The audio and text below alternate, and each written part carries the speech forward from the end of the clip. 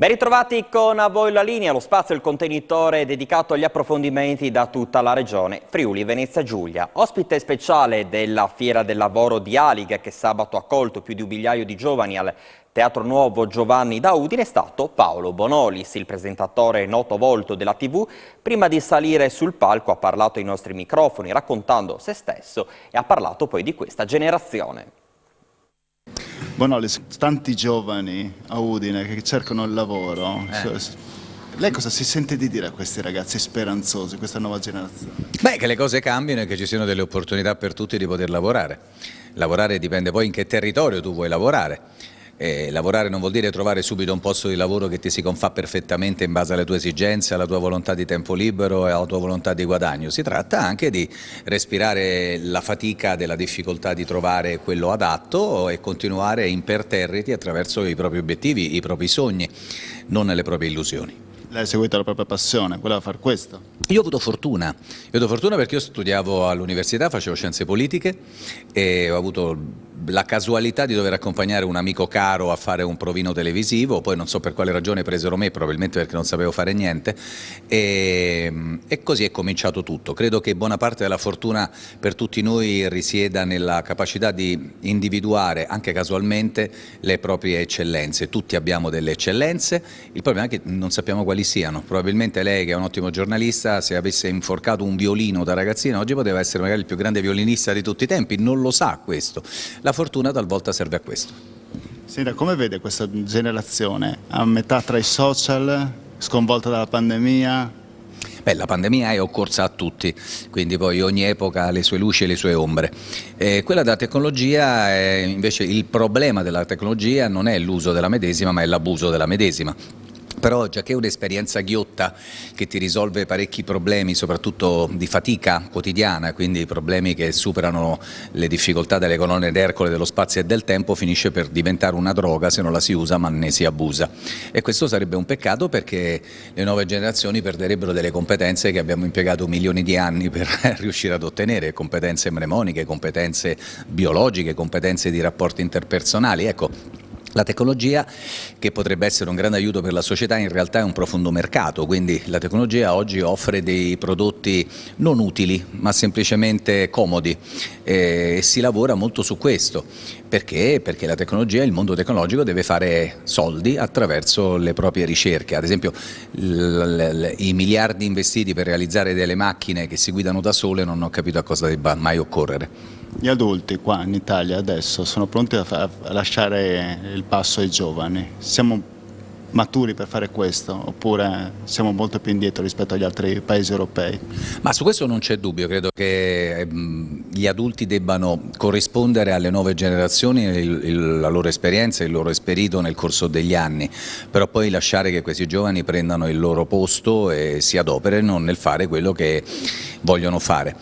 Non so se siamo indietro rispetto agli altri, di sicuro siamo indietro rispetto agli altri quanto a natalità, cioè quanto a giovani, di sicuro siamo indietro rispetto agli altri quanto a commistione di culture e di razze.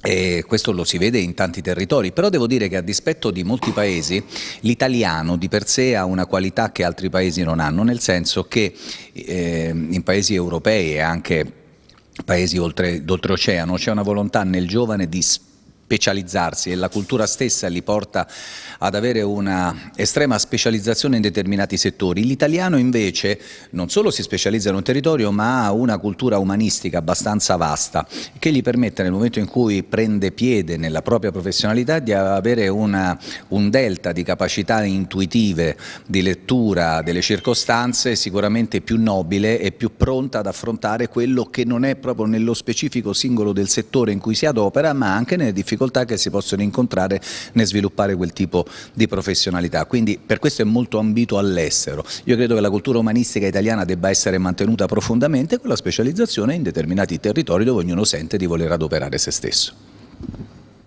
Si è conclusa poco fa a Udine, nel Palazzo della Regione, la conferenza stampa di presentazione di ANIN, il primo manuale per l'insegnamento della lingua e della cultura friulana nella scuola primaria. Ci colleghiamo allora in diretta con Isabella Gregoratto, che ha seguito per noi la conferenza stampa.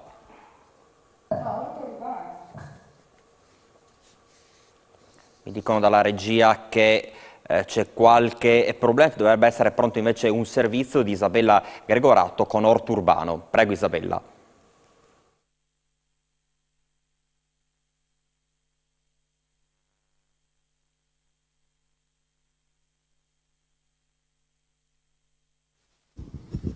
Un saluto amici telespettatori, mi trovo in una zona dove verrà creato, anzi già si vedono le piantine, viene creato un nuovo bosco urbano. Con noi il sindaco di Udine Pietro Fontanini. Un bosco urbano, questo è di oltre 3.000 piante.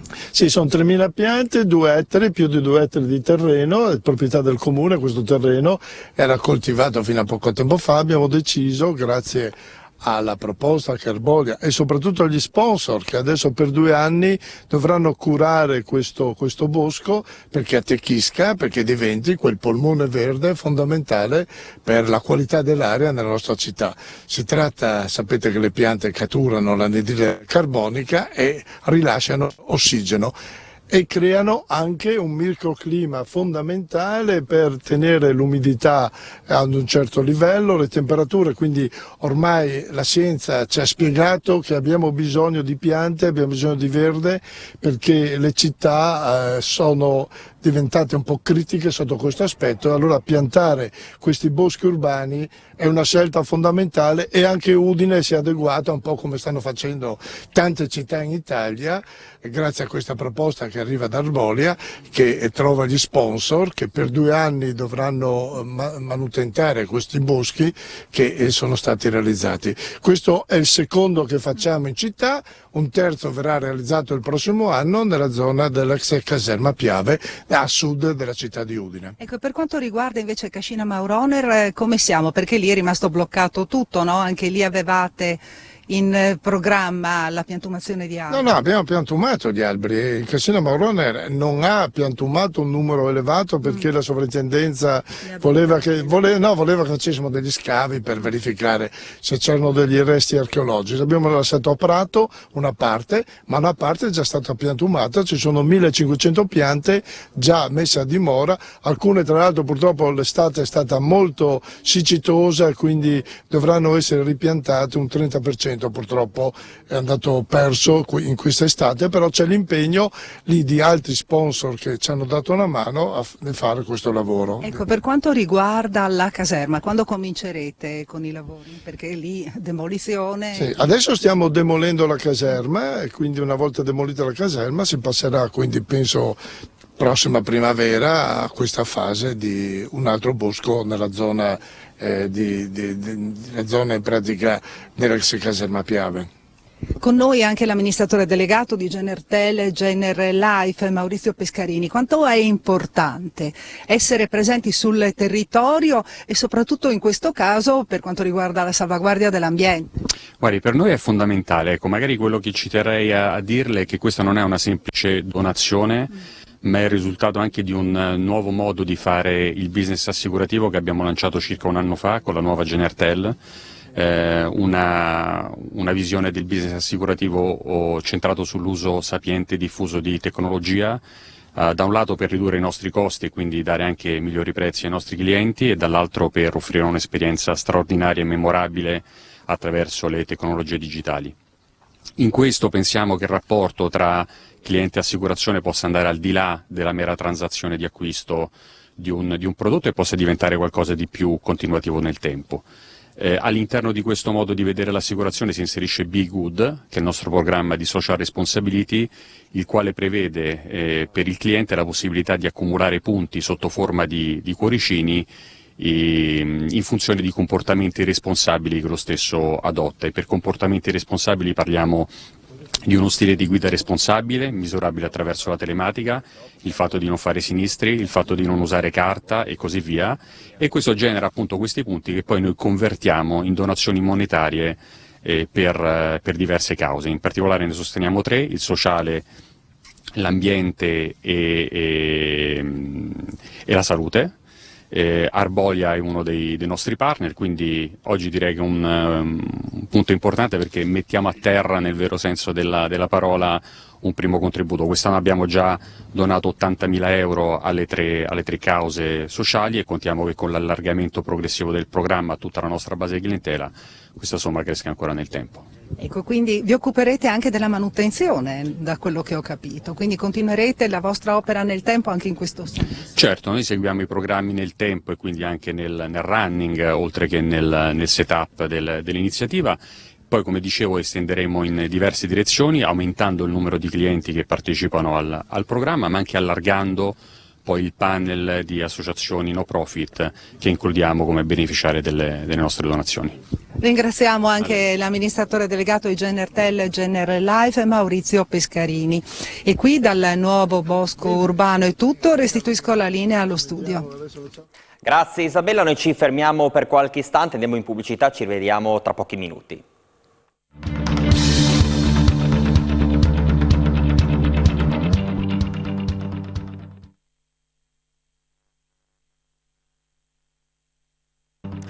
Seconda parte di A Voi la linea, parliamo di economie ma ricadute anche sul commercio a causa della profonda crisi energetica. Un'indagine proprio sulle ricadute dei costi energetici per le imprese del terziario nel Friuli occidentale mette in luce come il caro bollette ora incida sul personale con riduzioni di orario e licenziamenti, in particolare per i negozi di vicinato. Ascom Pordenone, che ha già raccolto i dati, invierà tutto a prefetture e governo chiedendo interventi urgenti e soprattutto concreti. Ascom Confcommercio di Pordenone ha effettuato un sondaggio attraverso alcune aziende del territorio per capire come i costi energetici hanno impattato. Per quanto riguarda i dati che emergono da questa fotografia, quali sono quelli più importanti? Ma i dati più importanti che emergono sono da una parte sicuramente questo inasprimento delle bollette che colpisce fondamentalmente due settori. Abbiamo picchi sulla ricettività con una media di bollette che arriva fino a 7.000 euro al mese, il secondo settore che è tutto il comparto food, cioè l'alimentare, tutti coloro che hanno ad esempio frighi, forni e quant'altro, dove abbiamo una media di bollette che arriva a 4.000 euro al mese, e poi gli altri settori. Questi due comparti, che sono gli energivori nel nostro settore terziario, sono quelli che stanno adottando politiche purtroppo di restrizione sulle risorse umane, con riduzione dell'orario di lavoro, purtroppo mancati rinnovi dei contratti e in certi casi già si stiamo vedendo dei licenziamenti. Sta preoccupando perché nei prossimi mesi queste imprese ci dicono che se la situazione non migliorerà, purtroppo si arriverà anche a alcune cessazioni di impresa. Cessazioni di impresa che stiamo già pericolosamente osservando, soprattutto però anche nelle aree periferiche. È un grande grido d'allarme che lanciamo perché soprattutto gli esercizi di vicinato, quelli che sono nelle aree svantaggiate, quelli che sono nelle aree montane, nelle aree periferiche, stanno subendo enormemente questa crisi energetica perché loro, oltre a una funzione economica,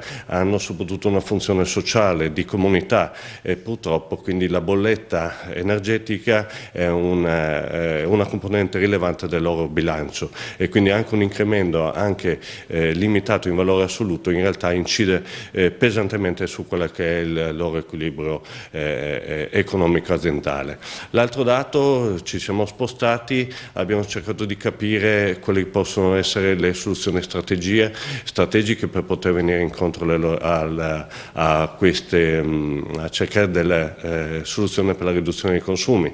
Purtroppo il settore terziario evidenzia una grande contraddizione, perché ben 40% delle nostre aziende ci sta dichiarando che nonostante la volontà di poter intervenire, investire, non lo può fare perché, ricordiamoci banalmente, il commercio è insediato presso i centri storici, è insediato presso immobili di pregio, pensiamo agli alberghi, pensiamo ai ristoranti, che hanno notevoli vincoli, a meno che di interventi normativi anche molto drastici che semplificano e accelerano quella che può essere la procedura per poter rendere fattibili questi interventi. Numeri questi che saranno trasmessi ora in prefettura e che arriveranno insomma al governo?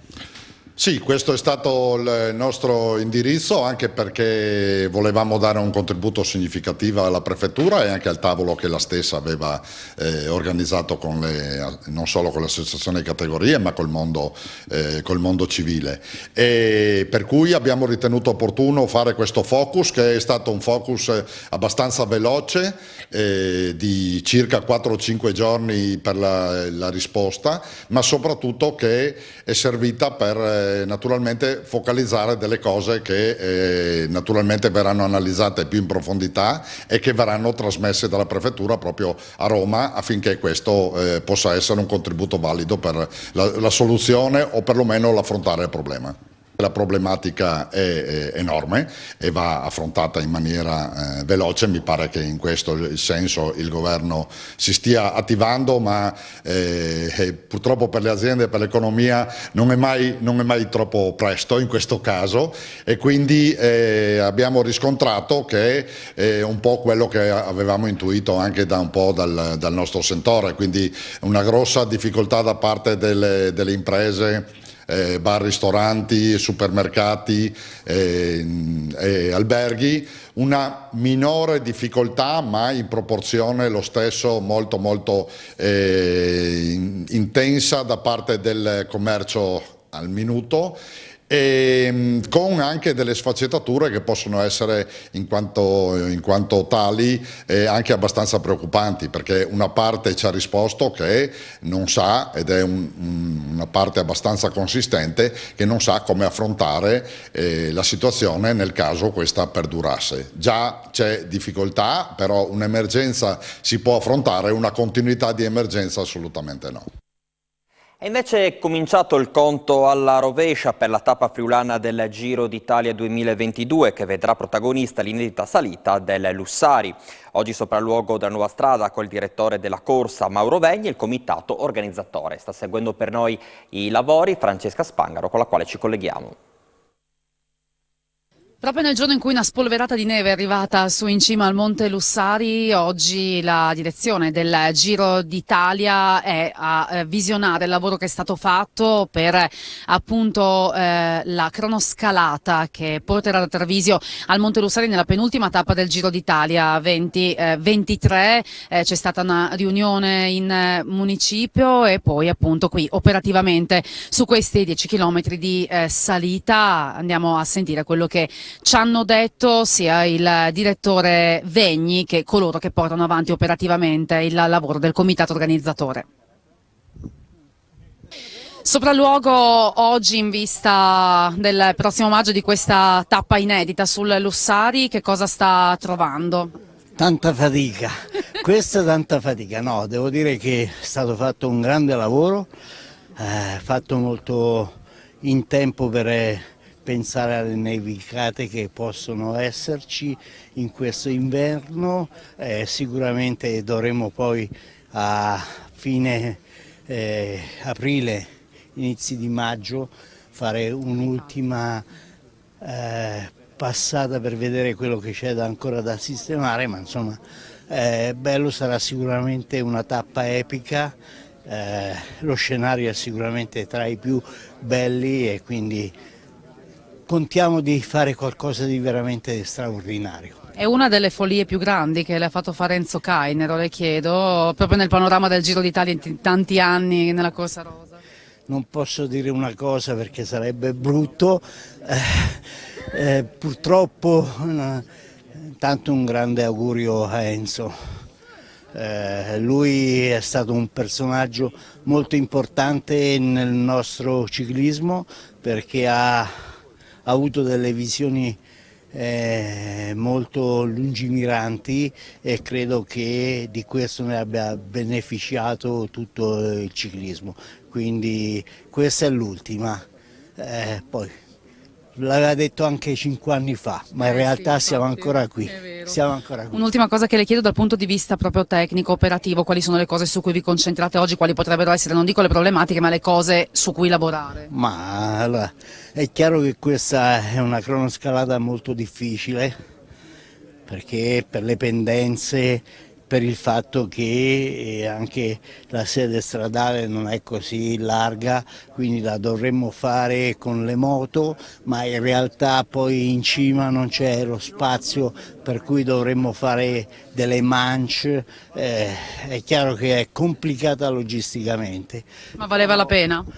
Ma per me sì, perché per quello che ho conosciuto il Monte Lussari ne valeva la pena, come l'ho valutata io, anche devo dire Enzo, il presidente della regione, che hanno investito proprio per questa mission legata al ciclismo. Sappiamo che questa è già una montagna dove si scia, adesso diciamo che dal prossimo anno ci saranno tanti ciclisti che la percorreranno.